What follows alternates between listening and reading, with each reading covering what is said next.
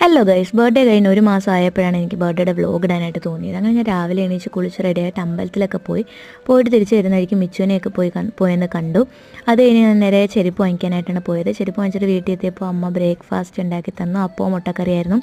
അത് കഴിഞ്ഞപ്പോൾ എൻ്റെ ഒരു ട്യൂഷൻ്റെ കുട്ടി വന്ന് എനിക്ക് ഗിഫ്റ്റായിട്ട് അവൾ ഒരു ഡയറി മിൽക്ക് കൊണ്ടുവന്നിരുന്നു.